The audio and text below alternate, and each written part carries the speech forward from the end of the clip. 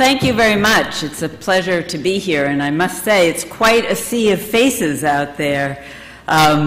Congratulations to RAPS for clearly putting forth a very successful conference, and I know it's been a very full couple of days, so I will only take a little bit more of your time, and then you can go back to your important daily work.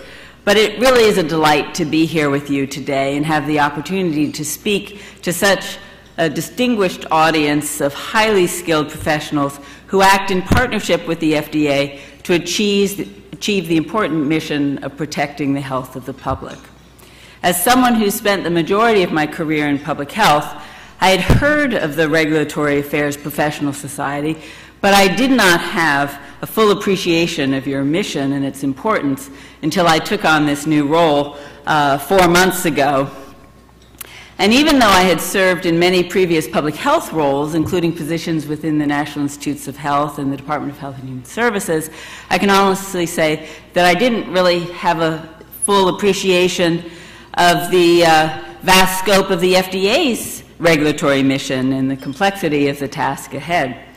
As I learn more every day, I'm increasingly grateful to RAPS, an organization which provides education and training to its members and strives to establish the highest possible level of performance and professionalism among regulatory professionals. I had the opportunity to meet with the board of RAPS just before coming down to lunch, and I must say I'm very, very excited about the opportunities before us to work together in partnership. As you all know, maintaining professional excellence in this endeavor requires constant attention to the latest developments in law, science, and technology, in addition to the advanced education and training most of you already have in life sciences, clinical fields, engineering, and law. It's a lot to expect, but the protection of public health requires no less. Today, I'd like to share with you some thoughts about the value of this practical knowledge about regulatory matters and how it fits into a broader goal of improving regulatory science, and to touch on some of my goals and priorities as FDA Commissioner. When President Obama announced my appointment as FDA Commissioner, many people asked why I took the job, and frankly, a lot of my friends thought that I was crazy. FDA was, and had been for some time, an agency in turmoil, beset by crises, attacked by critics, skewered in the media, and battered on Capitol Hill. To some, the FDA seemed to be something of a lost cause. To me, it was a cause worthy of all the energy, drive, and skill that I could possibly muster. All of us who follow the path of public health do so in order to make a positive difference in the world. That may sound naive or corny, but it's true for me, and I'm sure it's true for most of you in this room. Simply put, I knew that the FDA was a place where I could really do some good.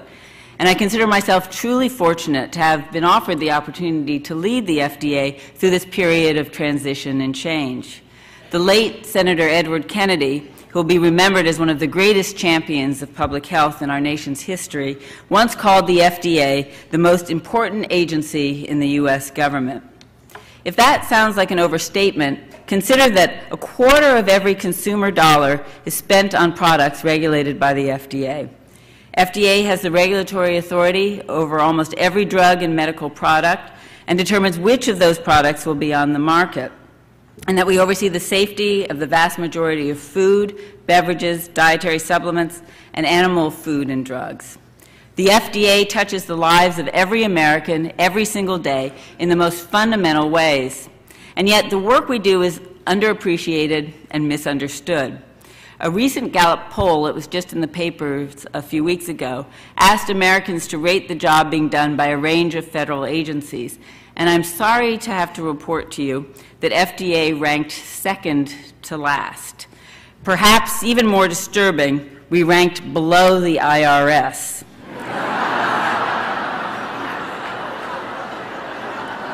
So, clearly my first priority as Commissioner is to get above the IRS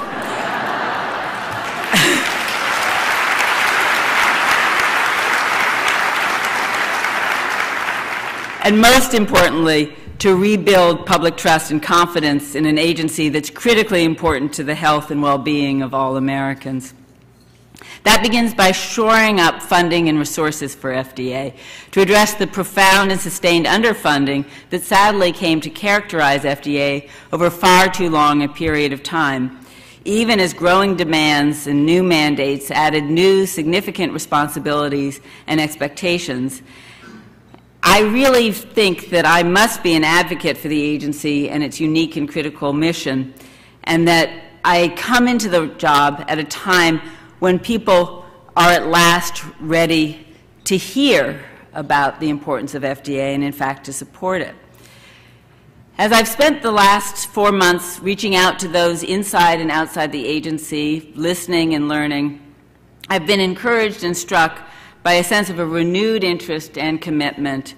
It's really palpable, and it's very exciting. I've also been impressed that the FDA's abiding strength and most valuable asset is its staff of deeply committed professionals who dedicate themselves every day to protecting and promoting public health.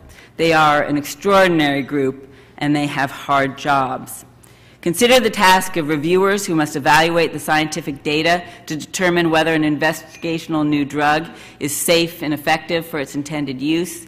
And I know you've all been busy in sessions of this conference, but in fact on the front page of the New York Times today, there's a story about just such a person, Dr. Rick Pazder, who oversees oncology drug reviews,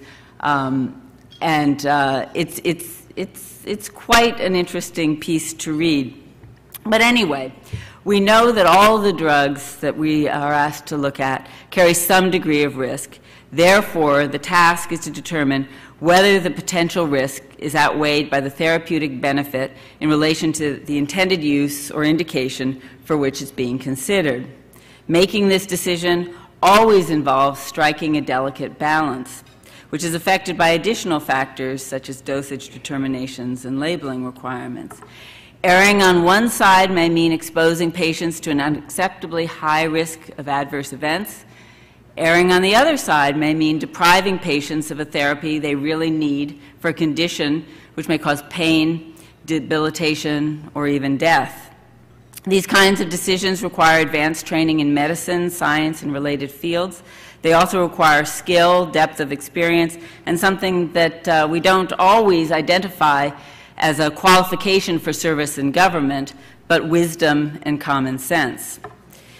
In order to strengthen the FDA's ability to make wise regulatory decisions, in order to see the promise of biomedical research translated into new therapies that patients can really use, in order to prevent harm from contaminated food and drugs, rather than reacting after the harm is done, we need to develop a comprehensive and robust discipline of regulatory science.